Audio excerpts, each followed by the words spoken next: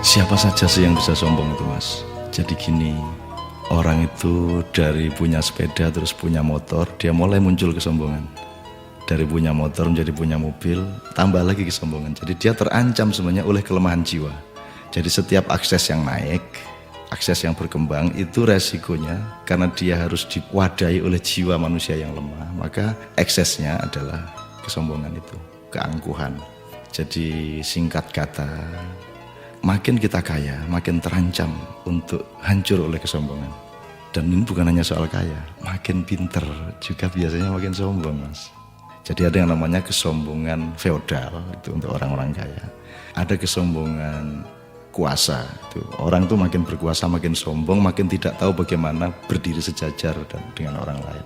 Jadi kekuasaan menciptakan kesombongan, kekayaan menciptakan kesombongan. Dan saya ingin mengatakan poin yang sebenarnya bukan itu.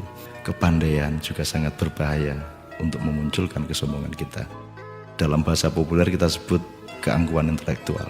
Tapi yang lebih berbahaya lagi, menjadi orang soleh, orang alim itu juga bisa menimbulkan kesombongan. Jadi banyak orang-orang yang beragama dengan tekun, salah satu hasilnya adalah dia sombong atas orang lain.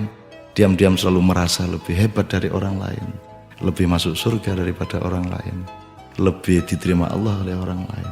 Jadi teman-teman sekalian, sesungguhnya ajaran yang paling dahsyat keindahannya adalah ajaran mengenai tawadhu, ajaran mengenai kerendahan hati.